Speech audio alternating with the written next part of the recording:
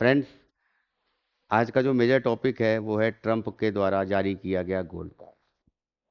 तो Donald Trump ने gold card जारी कर दिया है। ग्रीन कार्ड जो E5 वीज़ा आता था, जो कि 1990 से उसको चलन में था, तो उसको जो है ख़त्म करके या उसकी जगह पे गोल्ड कार्ड जारी किया है। इसके क्या क्या बेनिफिट्स हैं या ये कैसे प्राप्त हो सकता है, क्या क्या रिक्वायरमेंट्स हैं, उन सभी के बारे में हम लोग चर्चा करेंगे। बेनिफिट्स के साथ साथ उसके क्या क्या ड्रॉबैक्स।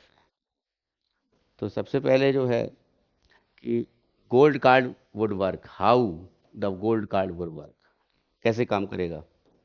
तो पहला तो फॉरेनर्स, यानी कहने का मतलब है जो यूएस के नागरिक नहीं हैं उनके लिए है, वो भारतीय भी इसमें शामिल हैं, उनको पे करना होगा कितना, $5 million to get the gold card. अब ये $5 मिलियन किसको पे करना होगा? यूएस गवर्नमेंट को पे करना होगा। तो वीज़ा के रूप में ये गोल्ड कार्ड आया है और ये offer offer all the benefits of the green card. तो ये जो जितना भी ग्रीन कार्ड्स हैं, सॉरी, जितना ये ग्रीन कार्ड जो है उसके जो भी बेनिफिट्स मिलते थे वो इस गोल्ड कार्ड में सारे बेनिफिट्स इंक्लूड हैं। और साथ साथ में इंक्लूड है राइट टू लिव, वहाँ पर रहने के लिए या वहाँ की नागरिकता के लिए ये सुइटेबल रहेगा। ये जो है ग्रीन कार्ड के साथ साथ ये गोल्ड कार्ड जो है उसके स्थान पर काम करेगा सिटीजनशिप के लिए भी और वहाँ पर काम करने के लिए भी। फिर it would also provide a clear path to US citizenship. ये डायरेक्टली एक क्लियर पाथ जो है, सीधा रास्ता है यूएस की नागरिकता लेने के लिए, अमेरिका की नागरिकता लेने के लिए। और अमेरिका की नागरिकता जो अभी जो एंड इमिग्रेशन सर्विसेज जो है, USCIS would likely B responsible for the handling application. किस प्रकार से यूज़ करना है उन सभी के लिए जो है एक संस्था जो है ये USCIS, ये रेस्पॉन्सिबल बनाई गई है। ये उसके लिए जो है दिशा निर्देश जारी करना है या फिर उसके संबंधित जो भी नियम जारी करने हैं उन सभी के लिए जो है, और कैसे इस कार्ड को यूज़ करना है इसके लिए जो भी नियम है वो सब इस संस्था के द्वारा बनाए गए हैं। इसका उत्तरदायित्व तो जो है ये इस संस्था को दिया गया है। The process would be fast tracked. अब फास्ट ट्रैक्ड प्रोसेस हो जाएगा, बहुत तेज़ी के साथ प्रोसेस जो है वो इसमें होगा। और इसके क्या होगा कि इसकी कार्यशैली तेज़ी होगी, तेज़ी से होगी, और ये अट्रैक्ट करेगा वेल्दी इंडिविजुअल्स को। किसी देश के बहुत ही धनाढ्य लोग हैं जो मान लीजिए टॉप इंडस्ट्रियलिस्ट हैं, चाहे वो इंडिया के हों या अदर कंट्री, चाइना के हों या फिर किसी अन्य कंट्री जो यूरोपियन कंट्री है उनके हों, तो उन सभी को बड़ी आसानी के साथ ये जो ग्रीन कार्ड है ये इसकी जगह पे ये गोल्ड कार्ड मिल जाएगा, ऐसा कहा जा रहा है। तो क्या करना होगा? $5 मिलियन को पे करना होगा इसके लिए। तो EB-5 वीज़ा, ये प्रोग्राम जो है ये 1990 से चल रहा था, जो कि फॉरेनर्स को ग्रीन कार्ड के पाने के लिए अ, इस वीज़ा का प्रयोग होता था by investing in American business. और इसके लिए क्या जरूरी था? अमेरिकन बिजनेस में एक्सपेंड इन्वेस्ट करना, निवेश करना। A person must invest at least, तो $1.05 मिलियन को इन्वेस्ट करना आवश्यक होता था ग्रीन कार्ड को पाने के लिए। ठीक है। तो उसके साथ साथ जो है इन्वेस्टमेंट के साथ साथ क्रिएट एटलीस्ट 10 जॉब्स, और उसके साथ साथ जो है अमेरिकन को 10 अमेरिकन जॉब्स देनी होती थी, या 10 अमेरिकन को अपनी कंपनी में या अपने जो भी बिजनेस है उसमें 10 जॉब्स क्रिएशन होनी चाहिए थी।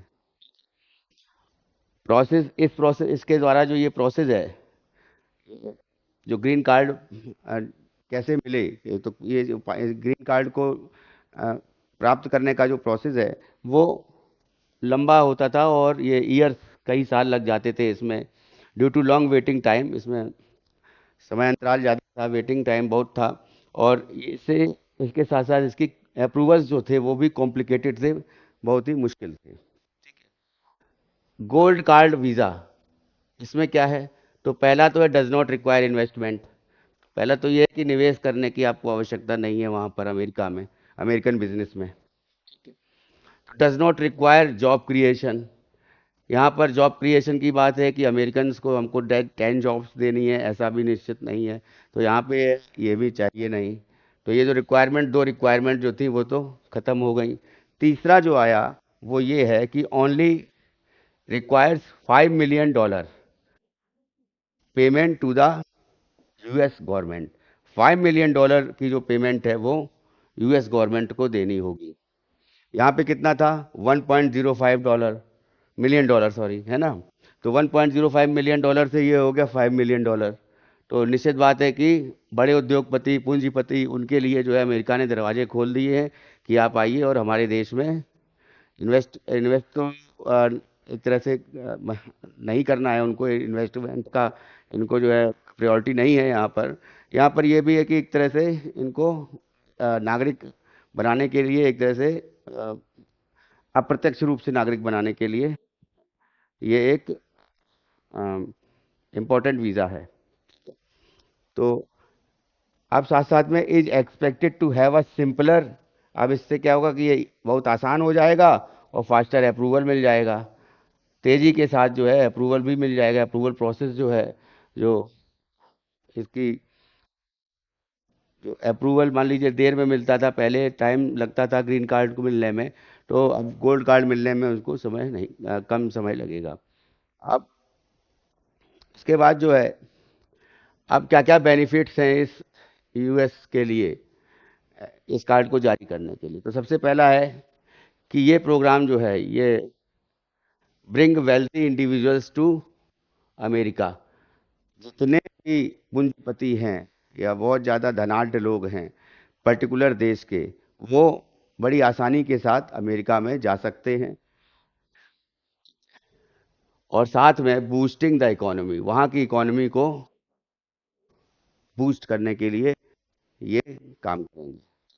दूसरा जो है, अब मान लीजिए इसमें कोई धनाढ्य परिवार है, मान लीजिए हमारे ही देश का कोई जो टॉप बिजनेसमैन हैं, तो टॉप बिजनेसमैन वहाँ पर जा कर के अपना जो है इंडस्ट्री जो या फिर कारोबार जो है वो बढ़ा सकते हैं।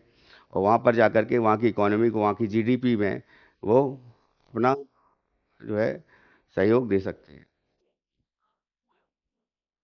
रिच इमिग्रेंट्स में spent their money on real estate. वहाँ की जो रियल इस्टेट, कहने का मतलब है जैसे मकान को खरीदा या बेचा जाता है तो ब्रोकर्स होते हैं, या फिर जो लोग फ्लैट्स को बेचने का, खरीदने का काम करते हैं, या फिर ज़मीन को खरीदने का बेचने का काम करते हैं, उनको रियल इस्टेट ऐसे बिजनेस को बोला जाता है। उसके साथ साथ में लग्जरी गुड्स हैं, और साथ साथ में बिजनेस इन्वेस्टमेंट्स, बिजनेस को लेके कोई निवेश है। देखिए यहाँ पर एक चीज़ याद रखिएगा, निवेश करना ये बाध्यता नहीं है या मैंडेटरी नहीं है। लेकिन जो बिजनेसेस हैं, जो पर्टिकुलर कंट्री के जो मेजर उद्योगपति हैं, बड़े बड़े उद्योगपति हैं, वो अपने बिजनेस के फैलाने के लिए अमेरिका में जो है अपना बिजनेस को जो है इंक्रीज करने के लिए वहाँ पर प्लांट जो है डाल सकते हैं। वहाँ पर अपना बिजनेस जो है उसको बढ़ाने के लिए रियल एस्टेट में निवेश कर सकते हैं। तो इसके लिए भी उनको पर्याप्त अ, अधिकार दिया गया है। तो अनलाइक EB-5, EB-5 वीज़ा जो था उसकी तरह ये नहीं है, तो which has been criticised for fraud. अब यहाँ पे एक बड़ी बात आती है कि EB-5 में फ्रॉड होने की चांसेस कम थे। तो यहाँ पे क्या है कि ये फ्रॉड के लिए जाना जाता था EB-5। तो gold card is straight forward.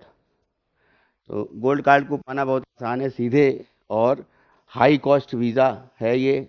और ये पोटेंशियल स्कैम्स को भी रिड्यूस करेगा, ऐसा कहा जा रहा है। लेकिन जो है मेजर कंसर्न्स और क्रिटिसिज्म क्या है, जैसा कि पहले बताया, मैंने बताया कि यहाँ पर जो है कि $5 million आपको देना है, और वो यूएस की गवर्नमेंट को देना है। इन्वेस्टमेंट से कोई मतलब नहीं है। आप यूएस की कंपनी में कोई इन्वेस्टमेंट मत करिए। आप 10 जो है जॉब्स को जो है अमेरिकन को देना है, उसकी उसकी भी मैंडेटरी नहीं है वो भी। और क्या क्या अब ड्रॉबैक्स हो सकते हैं इसके, और क्या क्या इसमें चेंजेस हैं। तो programme could create an exclusive path, विशेष रूप से ये एक तरह से रास्ता दिया है सिटीजनशिप फॉर द रिच। तो जो लोग यूएस की सिटीजनशिप पाना चाहते हैं, तो वो जो लोग रिच लोग, खास तौर से वो लोग जो कि बहुत ही धनाढ्य हैं, अमीर लोग हैं या फिर बिजनेसमैन हैं, तो ऐसे लोग जो हैं वो वहाँ की सिटीजनशिप आसानी से पा सकते हैं इस कार्ड के द्वारा। ठीक है। और favouring wealth over merit, merit में क्या है, जैसे मेरिट में एजुकेशन पॉइंट ऑफ व्यू से कि मान लीजिए कोई पढ़ने के लिए वहाँ जाता है और वहाँ पर जा कर के वहाँ पर रहना चाहता है, तो उसके लिए ये एक तरह से यहाँ पे बंदिश हो जाएगी।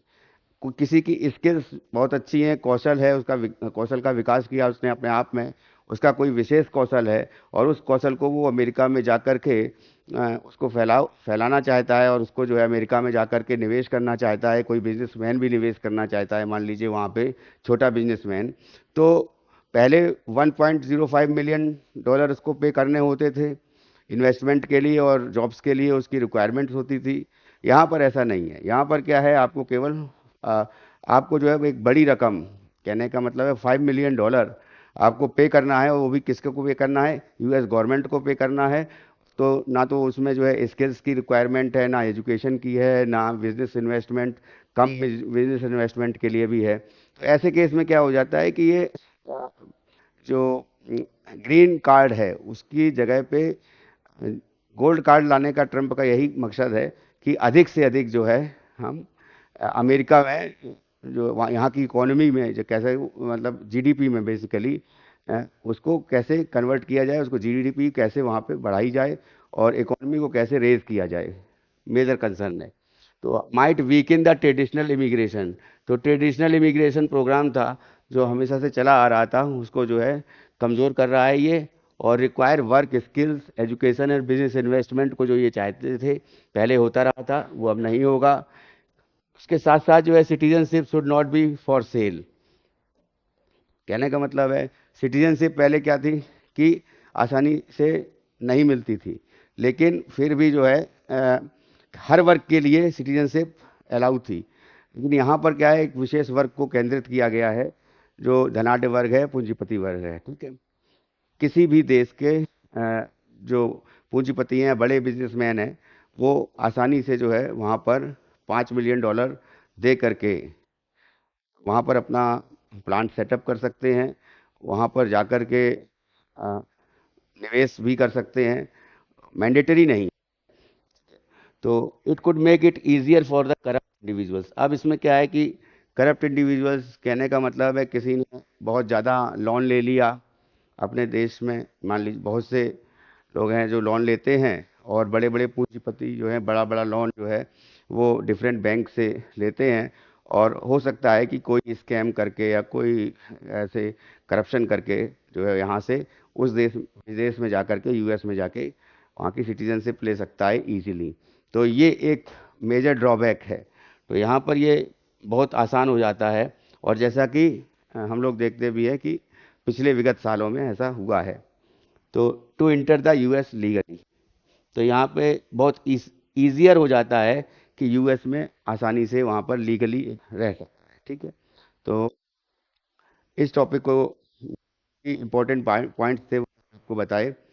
और इसके बाद जो है एक जो भी मेजर टॉपिक्स होते रहेंगे पर डे के, या मान लीजिए किसी दिन का कोई मेजर टॉपिक है तो वो उसके लिए मैं आपको छोटा सा वीडियो बना करके 10 मिनट का वीडियो या 15 मिनट का वीडियो बना करके ज़रूर अपलोड करता रहूँगा। साथ साथ में जो वन लाइनर्स हैं करंट अफेयर्स की डेली, वो भी कोशिश करूँगा हो पाए। और अभी जो हमारी इंडियन पॉलिटी की रिवीजन सीरीज़ चल रही है, तो इसमें जो है इंडियन पॉलिटी को जो है फिर से हम रिवाइज कर रहे हैं। उसके साथ जो आप लोगों से मेरा आग्रह है कि जो लोगों ने चैनल सब्सक्राइब नहीं किया है, प्लीज़ चैनल सब्सक्राइब कर लें। इस चैनल को आगे आने के लिए बढ़ाने के लिए आप लोग का सहयोग बहुत ही आवश्यक है। तो इसलिए मेरा आपसे आग्रह है कि इसको सब्सक्राइब करें। तो इन्हीं बातों के साथ मैं यहाँ पर इस वीडियो को समाप्त करता हूँ। धन्यवाद।